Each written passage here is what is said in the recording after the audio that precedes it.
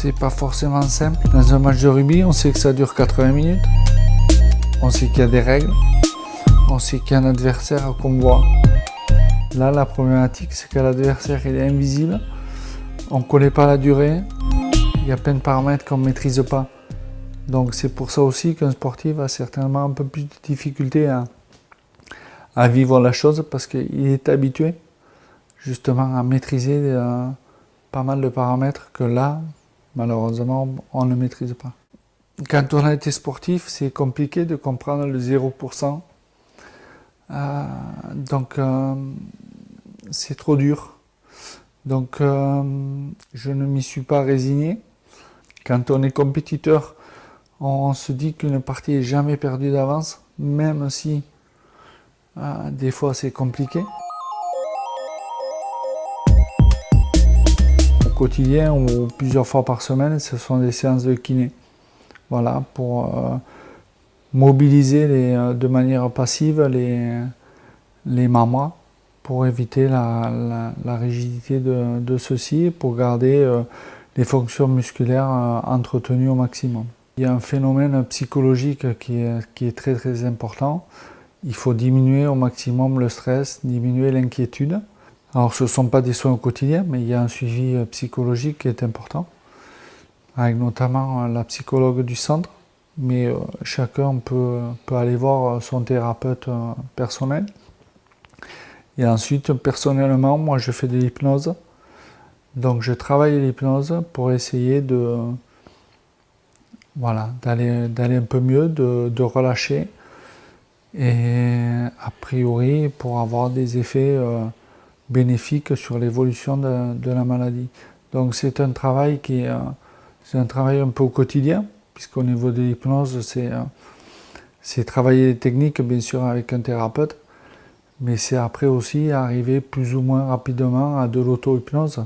Donc c'est-à-dire essayer de faire des exercices chez soi pour lâcher prise, pour se remettre dans un univers agréable et quelque part pour pas nous faire oublier la maladie, parce que c'est pas possible, mais pour nous faire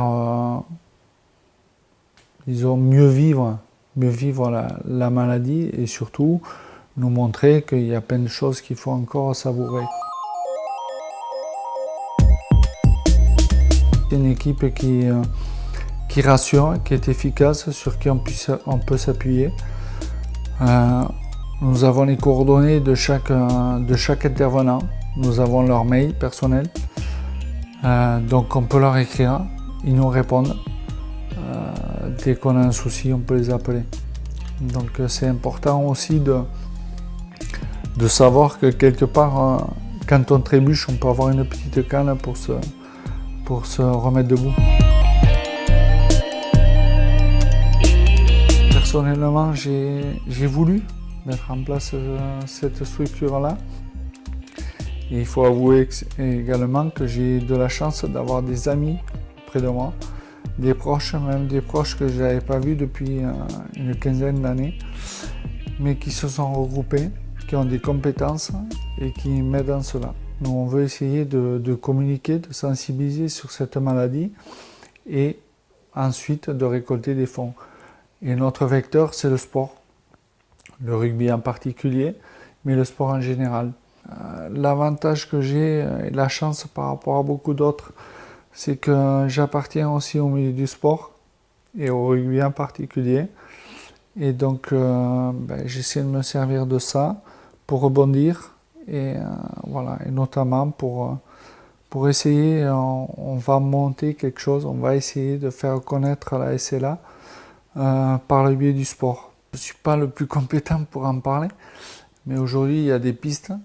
Simplement, c'est une maladie qui touche pas beaucoup de personnes, même si aujourd'hui on dit que c'est une maladie qui n'est plus rare, compte tenu du nombre de cas diagnostiqués malheureusement tous les ans. Mais les fonds investis sur la recherche sont infimes par rapport à d'autres pathologies. Alors bien sûr, il n'est pas question d'opposer une pathologie à une autre, mais il est certain que s'il y avait plus de moyens, les pistes qui sont envisagées aujourd'hui pourraient être